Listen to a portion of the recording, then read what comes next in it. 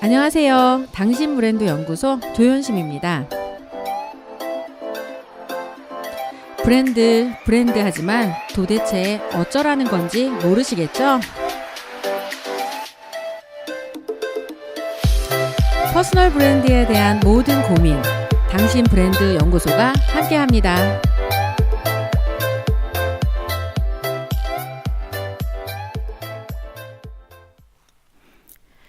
네, 오늘 당신 브랜드 연구소에서 여러분에게 알려드릴 내용은 본인의 목적지, 그러니까 마지막 최종 결정지가 어디인지를 문장으로 정의하는 사명 선언문을 작성하는 방법에 대해서 알려드릴까 합니다. 갑자기 웬 사명 선언문인가 할 텐데요. 이 사명 선언문이 본인의 이 열망과 연결되고 본인의 재능과 연결되고 본인이 꿈과 연결되었을 때 사실은 이게 거의 끝이잖아요. 내가 끝에 이런 사람으로 기억되고 싶다라고 하는 걸 문장으로 만드는 거기 때문에 지금 무슨 일을 하는지를 결정하는데 상당히 도움이 많이 될 수 있다라고 이야기를 해드리고 싶습니다. 그 전에 오늘도 도널드 밀러의 무기가 되는 스토리 중에 일부를 또 인용해서 설명을 드려보겠습니다. 사람들이 나를 선택하는 이유는 두 가지 중에 하나입니다. 하나는 저 사람을 선택하면 내가 지금 가진 문제를 해결하고 성공하게 될 거야. 이 니즈 하나랑 하나는 저 사람을 선택하면 지금 나한테 당면한 저 피해를 피해갈 수 있을 거야. 이 두 가지 니즈 때문에 저를 선택하게 되는 거예요. 그래서 여러분들이 지금 고객을 향해서 말하고 있는 메시지가 그 사람에게 성공을 도와주는 건지 아니면 그 사람이 당면할 고통을 피하게 하는지 절감시켜주는 결정 포인트가 달라질 수 있다라고 이야기를 해드리겠습니다.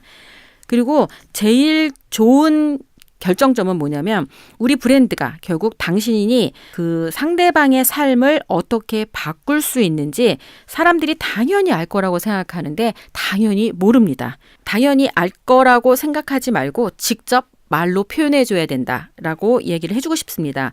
사람들은 늘 누군가가 자신을 어딘가로 데려가 주길 바래. 그래 놓고는 여기 아니라고 또 이야기하는 경우가 많습니다.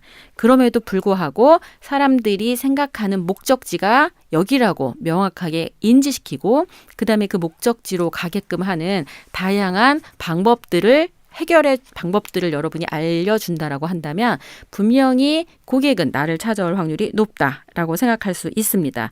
한마디로 고객은 이런 걸 원해요. 그래서 나를 어디로 데려다 줄 건데 그럴 때 본인도 그 목적지를 잘 모르시면 일단 가보자 이럴 텐데 갔다가 여기 아닌가 봐.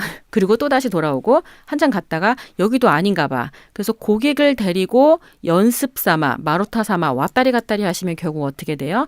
고객도 어지럽고 당신도 어지럽고 함께 난관에 빠지게 되겠죠. 이 사명이라고 하는 이 목적지나 이런 것들을 잘 표현함으로써 어디에 도움이 되냐면 당신이 선거를 하는 사람이면 사람들의 투표를 많이 얻어올 수도 있을 거고요. 당신이 물건을 파는 사람이면 당신의 물건에 사람들이 환호를 할 확률이 높습니다. 예를 좀 들어드릴게요. 로널드 레이건 같은 경우에는 미국의 비전을 어떻게 표현했다? 언덕 위에 빛나는 도시로 만들겠다. 요 짧은 문장에 굉장히 많은 가치를 담고 사람들은 레이건에게 표를 던졌죠. 빌 클린턴 같은 경우는 21세기로 가는 다리를 놓겠다. 이렇게 설명을 했어요. 그러니까 지금 시대가 아니라 20세기에서 21세기로 가는 다리라고 한다면 어떤 일을 할 건지가 명료하게 보이기 때문에 빌 클린턴에게 표가 몰아진 거였다고 볼 수 있습니다. 스토리의 성공적 엔딩이 어떤 모습일지를 보여주면 이건 달성 가능한 미래에 대한 설득력 있는 이미지로 정의될 수 있을 거고요. 그랬을 때 사람들은 나의 미래를 상상하면서 그 미래를 약속한 사람에게 표를 주거나 돈을 주거나 기회를 주게 되어 있다라고 얘기하면 될 것 같아요. 성공한 브랜드는 성공한 리더와 마찬가지로 누군가 그들의 제품이나 서비스를 이용했을 때 삶이 어떻게 달라지는지를 분명히 보여줍니다. 그래서 스타벅스는 한 번에 한 컵씩 고객에게 영감을 제공하고 성장시키겠다고 약속을 했죠. 그리고 이 맨스 웨어하우스는 오랫동안 보이는 그대로 될 겁니다 라고 약속했고 심지어 그것을 보증까지 했습니다. 비전이 없다면 사람은 시들시들해져요. 그래서 브랜드도 마찬가지죠. 스토리에 제일 중요한 건 바로 이 스토리, 이 브랜드를 선택하면 당신의 삶이 해피엔딩으로 끝날 것이다 라고 하는 확신을 심어주는 게 굉장히 중요합니다. 그리고 그래서 엔딩은 구체적이고 선명해야 돼요. 막 나에게 서비스를 의뢰했는데 이 끝이 어떻게 될지가 나도 모르겠다. 가봐야 알겠다. 라고 그렇게 흐지부지 한다면 그 사람에게 일을 준 사람은 얼마나 같이 절망하고 흐지부지한 삶으로 살겠습니까? 구체적인 건 굉장히 중요합니다. 그래서 만약에 케네디 대통령의 예를 들어보면 그의 비전이 매우 경쟁력 있고 생산적인 우주 계획이다 라고 이렇게 표현했다면 전 세계가 매우 지루했을 거예요. 그런데 케네디는 이렇게 표시했죠. 우리는 달에 사람을 보낼 겁니다. 아주 생생하게 뭘 할 건지가 보이죠. 그 상상에 사람들이 환호를 보냈다라는 거 우리는 익히 알고 있을 거예요. 자, 고객들이 우리 제품과 서비스를 이용했을 때 어떤 성공을 경험하는지 상상할 수 있게 도와주는 것, 비포 애프터가 어떻게 달라지는 것, 그 대목을 뭘로 표현할 수 있다.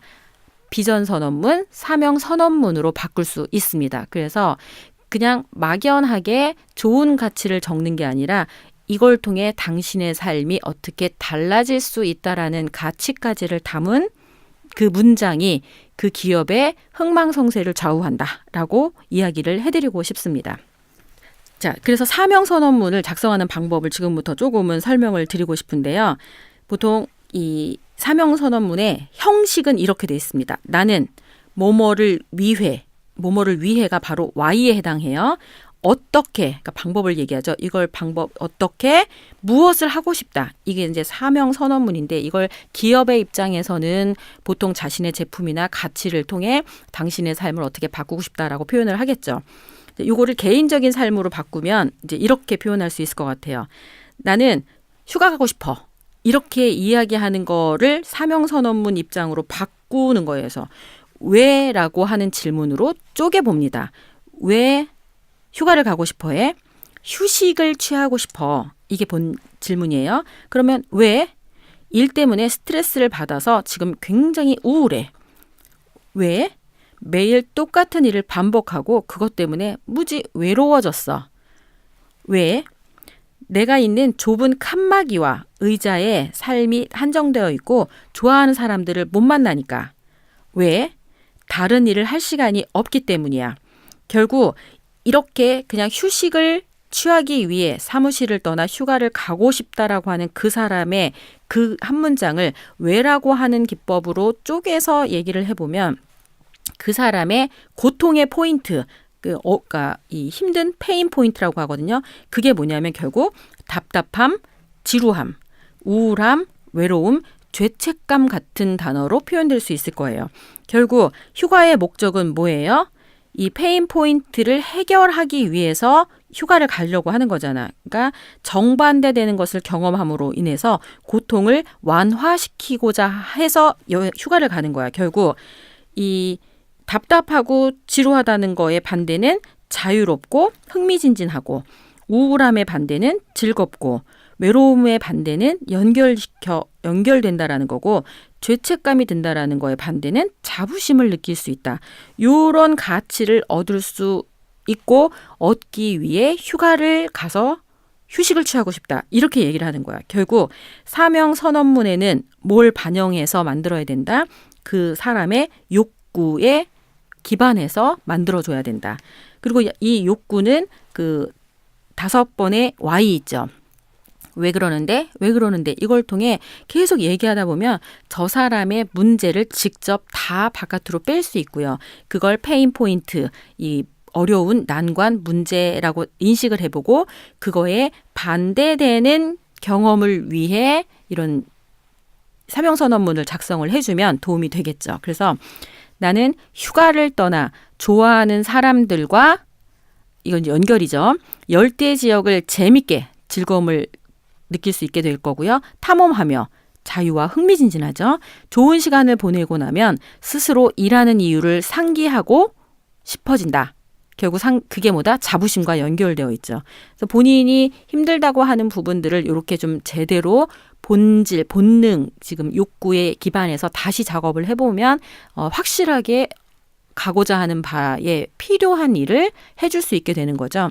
이걸 만약에 프로젝트에 적용을 한다라고 하면 스크립트를 작성해 보라고 얘기하면 좋을 것 같아요. 그래서 책을 쓴다라고 하는 사람들에게 프로젝트에 적용해서 왜 책을 쓰는가라고 하는 거를 질문을 계속해서 찾는 거예요. 그래서 제가 찾아낸 문장으로 이렇게 정리를 해봤습니다.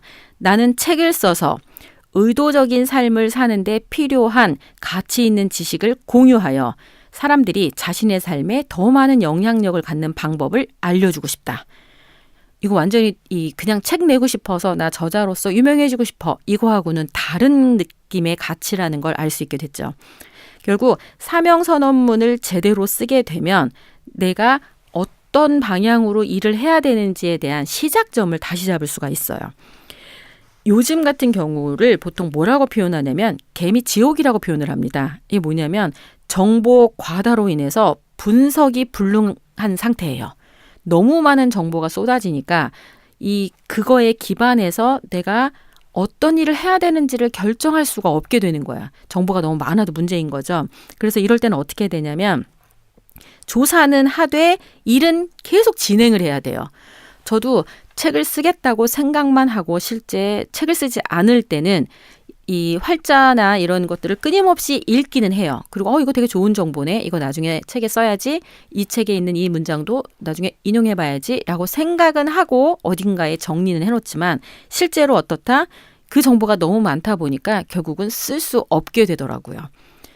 지금 현재 내가 가지고 있는 문제점들을 사명선언문으로 바꿀 때도 역시 마찬가지입니다. 뭐냐면 좋은 말을 다 집어넣는다고 좋은 가치를 만드는 건 아니라고 말씀드렸죠. 결국 내가 무언가를 하고 싶다. 앞으로 어떤 걸 하고 싶고 어떤 모습이 되고 싶다라고 얘기하는 그걸 왜 그렇게 하고 싶은지를 이렇게 해부를 해보다 보면 그 해부의 끝에 가면 나의 진짜 문제를 찾게 될 거고요. 그 문제를 해결해 줄 수 있기 때문에 그걸 할 수 있다라고 설명하는 당신만의 아주 멋진 사명선언문을 만들 수 있게 되실 거예요. 그리고 이걸 잘하기 위해서 여러분에게 필요한 건 바로 뭐다? 우선순위를 가지고 일을 해야 된다. 어떻게? 맥락 있게. 맥락이라는 단어를 굉장히 좋아하는데 보통은 맥락이 없게 일한다 이거는 그냥 우선순위 없이 들쑥날쑥 되는 대로 일하는 사람을 보통 맥락이 없다라고 표현을 할 수 있어요. 저 일을 저 사람이 왜 하는지가 이해가 안 된다. 그러면 그냥 되는 대로 살고 있다. 이렇게 생각할 수 있을 것 같아요. 이 맥락을 정하고 우선순위대로 살려면 뭘 해야 돼요? 목표를 달성하기 위해 필요한 목록에 다음과 같은 걸 추가해야 돼. 그게 뭐다? 바로 시간. 그 다음에 비용. 이런 게 뭐냐면 이걸 그냥 열심히 살겠다, 책을 읽겠다 이런 게 아니라 언제까지 무엇을 하겠다라고 하는 시간과 그다음에 그걸 위해 필요한 비용이 얼마다라까지 이렇게 구체적으로 집어넣게 되면 그냥 마구잡이로 열심히 사는 사람하고는 다른 방식의 삶을 살 수 있게 됩니다. 그리고 그렇게 사는 사람은 자신의 시간을 컨트롤할 수 있게 돼요. 우선순위를 갖게 된다는 거죠. 그래서 지금 시간적으로 나한테 해야 될 일이 쏟아지고 있는 분들이 많을 거예요. 특히 이 방송을 듣는 분들이 의외로 워킹맘이나 전업맘들이 많다라는 이야기를 들었습니다. 그래가지고 시간에 휘둘려 다니시는 분들이 많아요. 그러면 이분들은 뭘 못하냐면 시간 관리를 못하는 게 아니라 그 시간에 해야 되는 떨어지는 문제, 사건을 컨트롤하는 힘이 없다라고 보시면 돼요. 그래서 사건에 휘말려. 왜 문제 해결 능력이 떨어지기 때문이에요. 그래서 지금 나한테 당면한 문제, 내 앞에 있는 그 사건을 컨트롤하는 힘이 세지면 뭘 할 수 있다? 문제를 빨리 끝낼 수 있고요. 다음 문제를 해결할 수 있는 시간적 여유를 벌게 되는 거야. 가령 글을 쓰겠다고 생각하는 사람과 실제 글을 쓰는 능력이 출중한 사람은요. 글을 쓰겠다고 생각하고 딱 자리에 앉잖아요. 그러면 엉덩이 붙이고 그 문제에 골똘히 집중해서 1시간이면 필요한 글을 써내는 사람이 있습니다. 근데 고민만 하는 사람 있죠. 역량이 안 되는 사람은 1시간 동안 앉아있는데 글을 쓰겠다고 생각하거나 끄적끄적거리거나 메모만 하거나 검색만 하다가 1시간 끝났어요. 결국 사건을 정의해보면 결국 1시간 안에 나는 이 글을 써야 돼. 어떤 칼럼을 써야 돼. 정해진 양을.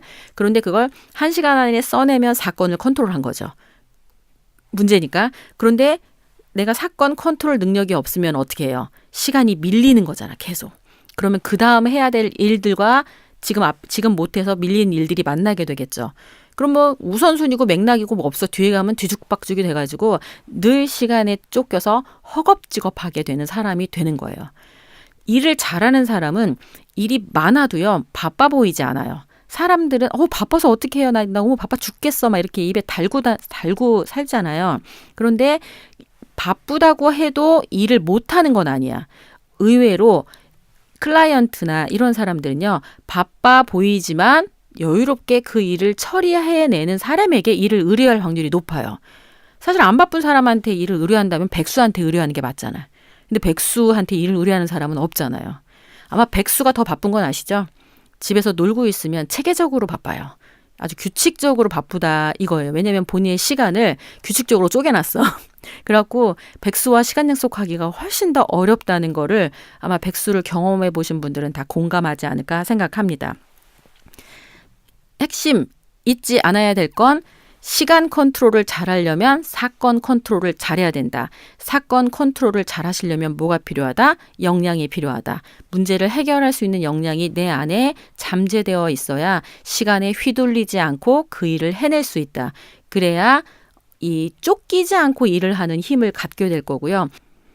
그런 문제를 해결하기 위해 우리가 기억해야 될 건 바로 우리의 사명, 우리의 그 마지막에 해야 될 것들을 문장으로 정리한 사명 선언문을 작성해 보는 거라고 이야기를 해드리고 싶습니다. 연결고리가 희미하지만 사실은 내가 어떻게 기록하고 적어놨느냐에 따라서 결국은 그쪽 방향으로 가게 되더라고요. 이 기록하는 힘의 파워가 얼마나 큰지는 아마 경험해 보신 분들은 충분히 공감하고 이해할 수 있지 않을까 이런 생각을 합니다. 마지막 엔딩으로 류시화 선생님의 인생 우화에 나왔던 이야기를 그럼 같이 들려드릴게요. 내가 나라는 증거는 무엇인가? 라고 하는 질문이 있었습니다. 그래서 그거에 대해서 이렇게 답변하더라고요. 한 사람은 내가 나라는 증거? 내가 입고 있는 옷. 그게 나다. 이렇게 얘기하잖아요. 근데 만약에 세상 모든 사람들이 같은 옷을 입거나 혹은 모두 옷을 벗는다면 나는 누구인가? 내가 나라는 증거는 어떻게 만들 수 있지? 굉장히 큰 질문이었죠. 두 번째, 내가 나라는 걸 증명할 수 있는 표식을 하면 된다. 그게 우리는 왜 낙인을 찍는다거나 뭔가 그렇잖아요. 그런데 아니면 뭐 이렇게 표식을 가지고 다닌다. 근데 만약에 내가 그 표식을 잃어버렸어. 그리고 다른 사람이 나와 똑같은 표식을 하고 있다. 그러면 그 사람이 나일까요? 그럼 난 누구죠? 이런 식으로 생각을 해보면 생각보다 내가 나라는 걸 증명하는 게 정말 쉽지 않다라는 걸 알게 되실 것 같아요. 그래서 저거 진짜 저 사람답다. 당신답다 라고 하는 그 오리지널리티를 갖게 하는 게 얼마나 어려운지 지금처럼 그냥 남들이 하는 걸 따라하기만 하면 나라고 사람들은 인식하기 어려울 거고요. 그죠? 왜 유행에 맞춰서 트렌디하게 아니면 저 사람이 만든 결과물을 똑같이 따라한다 한들 그걸로도 나라는 걸 인식하기는 쉽지 않을 것 같아요. 내가 나라는 걸 사람들에게 인식시키기 위해 해야 되는 모든 과정이 마케팅이 되는 거고요.